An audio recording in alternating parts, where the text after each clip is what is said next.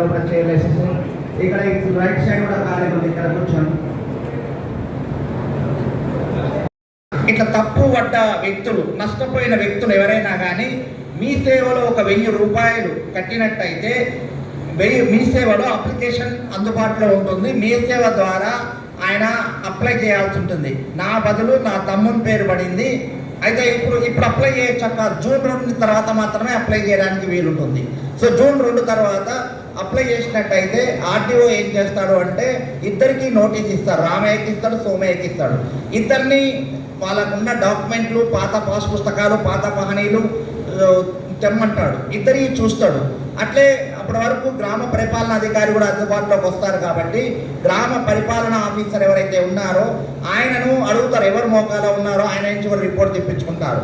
మోకాల కనుక ఉన్న వ్యక్తి కాకుండా వేరే వ్యక్తి కనుక కాగితం లేకుండా, మోకా లేకుండా ధరణిలో, పాత ధరణిలో ఎక్కిన వాళ్ళందరినీ ఆర్టీఓ 1 నెల రోజుల లోపల ఆర్డర్ ఇచ్చి తీసేసే అధికారాన్ని ఆర్టీఓకి ఇచ్చారు.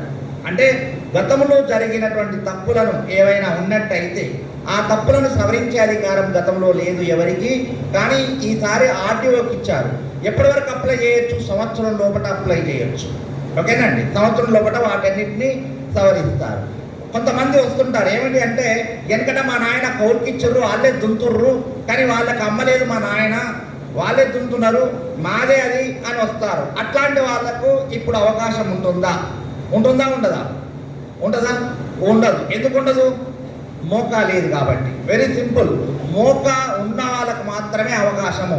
మోకా లేని వాళ్ళు మరి ఎట్లా అంటే వాళ్ళు కోర్టుకు పోవాల్సి ఉంటుంది. ఎందుకంటే భూమి మోకా అనేది రెవెన్యూ డిపార్ట్మెంట్కు చాలా ఇంపార్టెంట్. మోకాను రెవెన్యూ ఎంఆర్ఓ వచ్చో పోలీస్ ఆయన వచ్చి మోకా ఇప్పియలేరు. ఆ అధికారం రెవెన్యూ డిపార్ట్మెంట్కి లేదు, పోలీస్ డిపార్ట్మెంట్కి లేదు.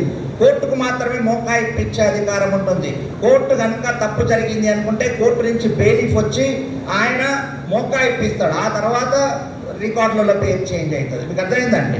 మోకా ఉన్న వాళ్ళు, మోకా ఉండి తప్పు జరిగిన వాళ్ళకు ఒక ఆర్టీఓకి అధికారం ఇచ్చారు. మీకు అర్థమైంది? రైట్, ఇది ఒకటి. రెండవది, గతంలో మామూలుగా వచ్చినప్పుడు ఆడపిల్లల సంతకం లేకున్నా, లేదా ఓ తమ్ముడు చిన్నప్పుడే ఇంకో దగ్గరికి సాధకం వేయండు, బతుకవేయండు, లేదా ఇంటం వేయండు, అట్లాంటి సందర్భాల్లో ఉన్న ఇద్దరు అన్నలు ఏం చేసేది అంటే ఎంఆర్ఓ దగ్గరికి వచ్చేసి అఫిడవిట్ ఇచ్చేసి అప్లై చేసి స్లాట్ బుక్ చేస్తే ఈ రోజు స్లాట్ వస్తే ఈ రోజు ఎట్టి పరిస్థితుల్లో తహసీల్దార్ వాళ్ళ ఇద్దరు అన్నదమ్ముల మీద చేసేది. అయ్యో మరి మూడో ఆయన సంతకం పెట్టలేదు కదా అని అడిగే హక్కు ఎంఆర్ఓకి అప్పుడు లేకుండే. మూడో ఆయన విచారణ చేసే అధికారం కూడా లేదు. ఇద్దరు కలిసి వచ్చారు, మాదే భూమి అన్నారు, మేము ఇద్దరమే కొడుకులమని అఫిడవిట్ ఇచ్చారు కాబట్టి నేను వాళ్ళిద్దరు కొడుకుల పేరు మీద సాయంత్రం లోపల చేయాల్సిందే ఎట్టి పరిస్థితుల్లో ఎంఆర్ఓ అప్పుడున్న రూల్స్ ప్రకారం. అట్లా చాలా మంది తహసీల్దార్లు ఏం చేసేది అంటే 3 కొడుకులు ఉన్నప్పటికీ కూడా 2 కొడుకులు అప్లై చేసుకుంటే తండ్రి భూమి 2 కొడుకులకు ఇచ్చేది. ఇప్పుడు అట్లా మాకు 3వ కొడుకు 3 నెలలకు 4 నెలలకు 3వ కొడుకు తెలుస్తుంది భూమి. వాళ్ళ ఎప్పుడోసారి ఆయన ధరణిలో తీసుకున్నప్పుడు వాళ్ళ నాయన పేరు నుంచి తమ్మ అన్నల పేరు మీదకి ఎక్కిపోయింది. అట్టెట్లు ఎక్కిపోయింది అని తహసీల్దార్ దగ్గరికి వస్తే నేనేం చేస్తా? రైట్, వాళ్ళిద్దరం అన్నదమ్ములు అప్లై చేసుకున్నారు, మేము ఇద్దరమే కొడుకులమని అఫిడవిట్ ఇచ్చిర్రు, వాళ్ళ మీద కేసు పెట్టుకోపోవాలని తహసీల్దార్ చెప్పాల్సిన పరిస్థితి ఉంది. పాపం ఆయన ఆర్టీఓ దగ్గరికి కూడా వచ్చేది. ఆర్టీఓ దగ్గరికి వస్తే ఆర్టీఓ కూడా ఏం చెప్పేదంటే ఒకసారి ధరణిలో పేరెక్కిన తర్వాత మనం మార్చే అధికారం ఎవరికి లేదు కాబట్టి నువ్వు కోర్టుకే వెళ్ళు అని చెప్పేది. అప్పుడు కూడా ప్రభుత్వం ఏం చెప్పింది అంటే అప్పుడు ధరణి చట్టం ప్రకారం ఏంటి అంటే ఏదైనా తప్పు జరిగితే ఆ తప్పును సవరించే అధికారం సివిల్ కోర్టుకు మాత్రమే ఉంది, రెవెన్యూ కోర్టులకు అంటే రెవెన్యూ కోర్టులనే తీసేశారు. గతంలో రెవెన్యూ కోర్టులు ఉండేది, అవి తీసేశారు. మళ్ళీ రెవెన్యూ కోర్టులను పునరుద్ధరించారు ఈ చట్టం ద్వారా. ఇప్పుడు అట్లా 3వ కొడుకు ఆయన గుర్తించిన 3 నెలలకు 4 నెలలకు ఆయన గుర్తిస్తాడు. ఏమిటి అని అంటే తప్పు జరిగింది, మా నాయన భూమి నా సంతకం లేకుండా నన్ను అడగకుండా మా ఇద్దరు అన్నదమ్ములే చేసుకున్నారు అని. అప్పుడు 3వ కొడుకు ఆర్టీఓ దగ్గరికి వచ్చి ఒకవేళ ఇప్పుడేం ప్రస్తుతం అట్లా చేయరు. ఎందుకు చేయరు అంటే 2 కొడుకులు కనుక అప్లై చేసుకున్నట్టయితే తహసీల్దార్ నోటీస్ ఇస్తారు. ఇప్పుడు వెంటనే చేయడానికి వీల్లేదు. నెల రోజుల వరకు తహసీల్దార్ దాన్ని అడ్డు పెట్టుకోవాలి. అంటే వెంటనే తెల్లారే అంటే ఈరోజు అప్లై చేస్తే ఈరోజు సాయంత్రమే గతంలో అయ్యేది. ఇప్పుడు అట్లా కాదు. అప్లై చేసుకున్న తర్వాత ఎవరైనా చేసే అధికారము కేవలం కోర్టుకు మాత్రమే ఉంటుంది. ఒకవేళ గవర్నమెంట్ ల్యాండ్లో రిజిస్ట్రేషన్ జరిగితే ఆ గవర్నమెంట్ ల్యాండ్ రిజిస్ట్రేషన్ క్యాన్సిల్ చేసే అధికారం జిల్లా కలెక్టర్ గారికి ఉంటుంది తప్ప పట్టా భూములలో రిజిస్ట్రేషన్లు క్యాన్సిల్ చేసే అధికారం కోర్టులకు మాత్రమే ఉంటుంది, ఎవరికి లేదు. కానీ ముటేషన్ని గతంలో కూడా క్యాన్సిల్ చేయకపోదు, కానీ ముటేషన్ని క్యాన్సిల్ చేసే అధికారం ఆర్టీఓకి ఉంటుంది. ఒకవేళ తప్పు జరిగింది అనుకోండి, ఇప్పుడు భార్య కొడుకులు వచ్చి కనుక నా భర్త తాగి ఇట్లా అమ్మిండు మాకు తెలియకుండా అంటే ఆర్టీఓ విచారణ చేసి అందరికీ నోటీస్ ఇచ్చి ఆ భర్తను కూడా పిలిచి నువ్వు ఆ కొన్న ఆమెను కూడా పిలిచి నువ్వు ఎట్లా కొన్నావు, మోకా ఎవరి దగ్గర, మోకానేమో కొడుకుల దగ్గర ఉంటుంది మోకా, రైట్, మోకా ఎవరి దగ్గర ఉంది, మరి ఎందుకు కొన్నావు అని చెప్పేసి పాస్బుక్ క్యాన్సిల్ చేసే అధికారం ఉంది. రిజిస్ట్రేషన్ క్యాన్సిల్ కాదు, కానీ పాస్బుక్ క్యాన్సిల్ చేసి మళ్ళీ ఆ చెల్లె పేరు మీద నుంచి మళ్ళీ ఎవరి పేరు మీద తీసుకొచ్చే అధికారం ఉంది, తండ్రి పేరు మీదకి తీసుకొని వస్తారు. గతంలో ఆర్డర్ ఇచ్చేటోళ్ళు, గతంలో కూడా ఈ చట్టం ఉండేది, కేవలం ఆర్టీఓ ఆర్డర్ ఇచ్చేటోడు కొన్న ఆమె పేరు నుంచి అమ్మిన ఆమె పేరుకి చేయండి అని. దాన్ని మళ్ళీ ఎంఆర్ ఆఫీస్ దగ్గర తీసుకోకపోతే ఎంఆర్ ఆఫీస్లో అది చెయ్యకపోదురు, మీకు అర్థం కదా. ఇప్పుడు అట్లా లేదు, ఆర్టీఓ దగ్గర కూడా కంప్యూటర్ ఉంటుంది. ఆర్టీఓ కనుక ఆర్డర్ ఇస్తూ ఆ ఆర్డర్ను అప్లోడ్ చేస్తే నిమిషంలోనే ఆర్టీఓ మార్చేయచ్చు, మళ్ళీ ఎవరి పేరు మీద తీసుకురావచ్చు, అమ్మిన ఆయన పేరు మీదకి మళ్ళీ తీసుకురావచ్చు. రిజిస్ట్రేషన్ క్యాన్సిల్ చేయడు కానీ పాస్బుక్ను క్యాన్సిల్ చేసే అధికారం ఉంటుంది, మీకు అర్థం కలదండి. రిజిస్ట్రేషను ఎలాంటి హక్కునివ్వదు, పాస్బుక్ హక్కునిస్తుంది. రిజిస్ట్రేషన్ డాక్యుమెంట్ హక్కునివ్వదు. రిజిస్ట్రేషన్ డాక్యుమెంట్ ఒక సాక్ష్యం మాత్రమే, అది హక్కునిచ్చేది కాదు. భూమి మాది అనడానికి సాక్ష్యం మాత్రమే. నేను తూప్రాన్ నుంచి మాసాయిపేటకు ఇప్పుడే వచ్చాను, నా దగ్గర టికెట్ ఉంది అని చూపెడతారు. ఆ టికెట్ ఒక సాక్ష్యం మాత్రమే, కానీ ఆ టికెట్ ఆధారంగా ఆయన బస్సులోనే వచ్చిండు అని మనం చెప్పలేము, మీకు అర్థం కదా. రిజిస్ట్రేషన్ డాక్యుమెంట్ కూడా అంతే. రిజిస్ట్రేషన్ డాక్యుమెంట్ ఒక ఆధారం మాత్రమే, కానీ టైటిల్ కాదు, హక్కు కాదు. హక్కు ఏది? పాస్బుక్ హక్కు, మీకు అర్థం కదా. పాస్బుక్ క్యాన్సిల్ అయితే ఆటోమేటిక్గా హక్కు క్యాన్సిల్ అయిపోతుంది, మళ్ళీ పాత ఆయన పేరు మీదకే వచ్చేస్తుంది. ఆయన రిజిస్ట్రేషన్ క్యాన్సిల్ చేసుకొని మళ్ళీ కొడుకులకి వాళ్ళకు చేసుకునే అవకాశం ఉంటుందండి. ఇట్లా కొత్త ఏమేమి ప్రొవిజన్స్, ఏమేమి సెక్షన్స్ యాడ్ చేస్తారని కూడా అక్కడ వివరంగా మా అందరు కూడా చెప్పి, అదేవిధంగా ప్రతి మండలానికి కూడా వెళ్ళి అక్కడ ఉన్న రైతులను, అక్కడ ఉన్న ప్రజాప్రతినిధులను వాళ్ళందరినీ కూడా కలుసుకొని స్వయంగా కలెక్టర్ అన్ని మండలాలకు కూడా వెళ్ళి భూభారతి చట్టం పైన అవగాహన సదస్సులు కూడా కంపల్సరీగా నిర్వహించాలి అనేసి కూడా చెప్పడం జరిగింది. మరి అవగాహన సదస్సులు ఎందుకు నిర్వహిస్తూ ఉన్నామంటే, సో ఇందాక మీకు ఆల్రెడీ చెప్పినట్టుగా 2 జూన్ నుంచి మన జిల్లా వ్యాప్తంగా కూడా మనము రెవెన్యూ సదస్సులు అన్నీ కూడా ఏర్పాటు చేసుకోబోతూ ఉన్నాం. అంటే 2 జూన్ నుంచి ప్రతి రెవెన్యూ గ్రామానికి కూడా సో తహసీల్దార్ నేతృత్వంలోని బృందం మొత్తం కూడా ఆ రెవెన్యూ గ్రామాన్ని విజిట్ చేయడం జరుగుతుంది.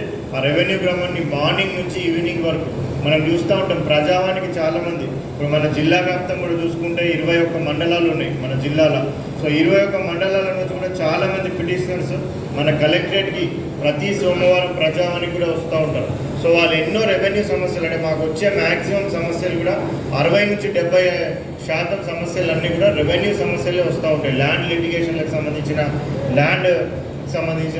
సమస్యలతో చాలామంది వస్తూ ఉంటారు. అంటే సుమారుగా మనం ప్రతి సోమవారం 10:30 నుంచి ఒక 1 వరకు కూడా మనము ఆ కార్యక్రమం ఏర్పాటు చేస్తుంటే 3 గంటల లోపల మొత్తం 21 మండల్స్కి సంబంధించిన రైతులందరూ కూడా ప్రజావానికి రావడం జరుగుతుంది.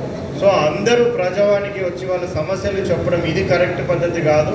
మనమే ప్రజల వద్దకు వెళ్ళాలి, మనమే వాళ్ళ గ్రామానికే వెళ్ళాలి, వాళ్ళతోనే మనము మాట్లాడి వాళ్ళ దగ్గరనే మనం అప్లికేషన్ తీసుకొని ఆ సమస్యలు ఏమైతే ఉంటాయో ఆ ప్రజల వద్దకే వెళ్ళి, ఆ రెవెన్యూ గ్రామానికే వెళ్ళి అక్కడనే ఆ సమస్యని మనం అందరం కూడా పరిష్కరించాలని ఒక మంచి ఉద్దేశంతో రెవెన్యూ సదస్సులు అనేది మన జిల్లా వ్యాప్తం కూడా 2 జూన్ నుంచి మనం నిర్వహించుకోబోతూ ఉన్నాం. ఆల్రెడీ ఒక 4 జిల్లాలలో పైలట్గా ఒక్కొక్క మండలంలో ఆల్రెడీ స్టార్ట్ అయింది.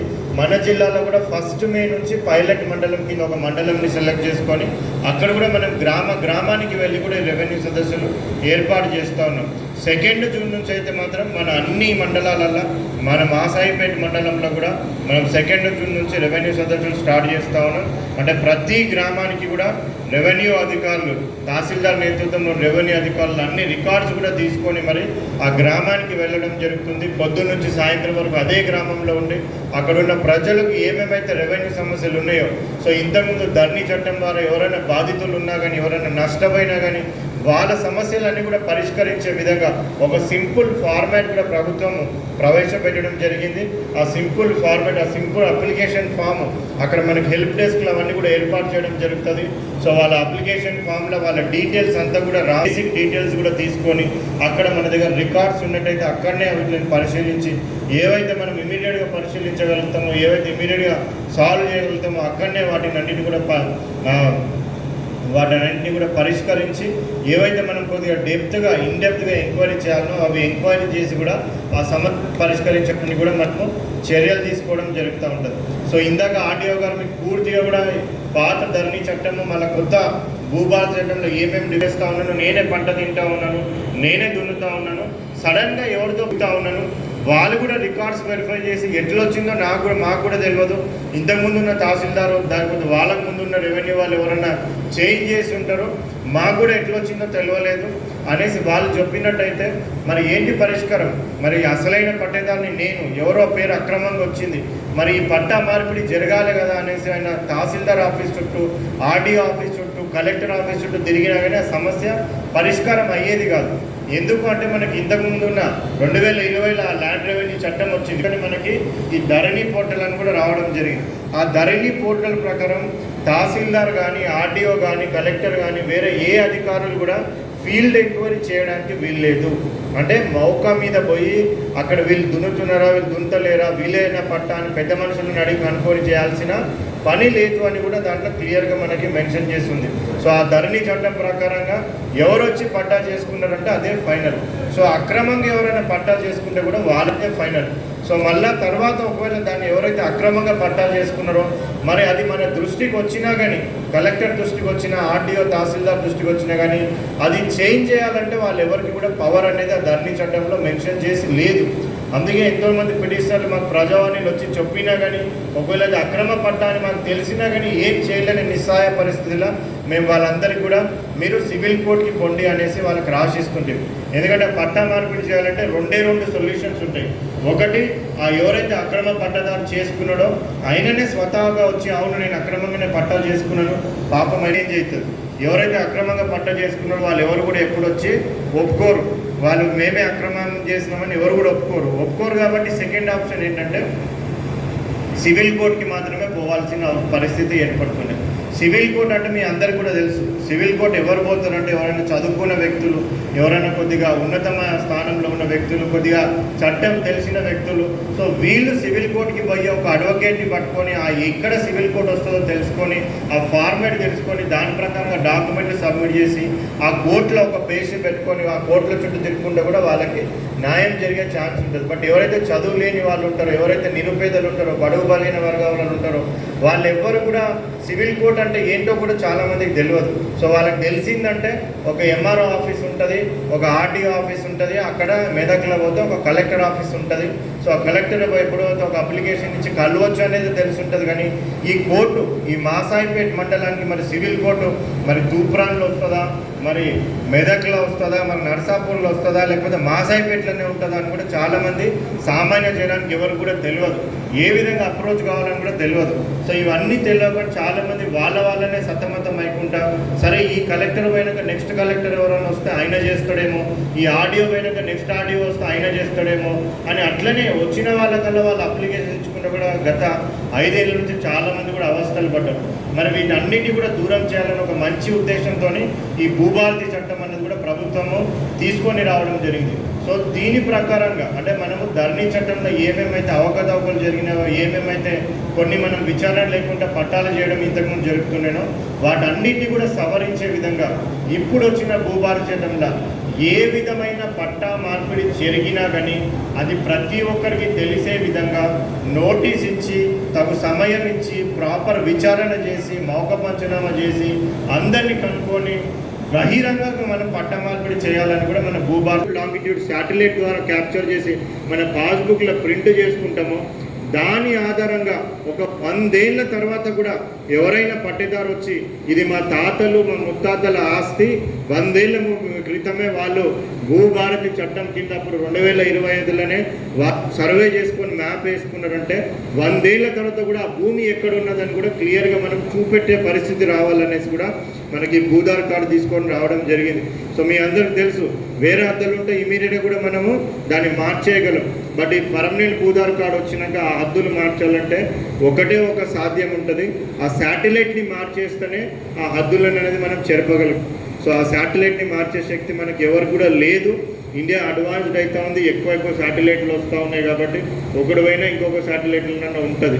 సో ఆ హద్దులు అనేవి పర్మనెంట్గా ఉండిపోతే వాళ్ళకి ఆ రైట్స్ అనేది కూడా పర్మనెంట్గా ఉండిపోతుంది, ఆ టైటిల్ అనేది కూడా గ్యారంటీగా అయిపోతుంది అనేసి ఈ పర్మనెంట్ భూధార్ కార్డు తీసుకొని రావడం జరిగింది. సో దీని ద్వారా ఏంటి అనేసి అంటే ఒకసారి ఆ హద్దులు ఆ హక్కు నిజాం చెప్తున్నాడు అబద్ధం చెప్తున్నాడు అని 2005లో ఎవరున్నారు, 2006 పహానీలు ఎవరున్నారు, 2007 పహానీలు ఎవరున్నారు, 8లో ఎవరున్నారు, 9లో ఎవరున్నారు, 10, 11, 12 అట్లా ఈ అన్ని పహానీలు కూడా తీసి నాకు తెలియదు అని కూడా చాలామంది చెప్తూ ఉంటారు.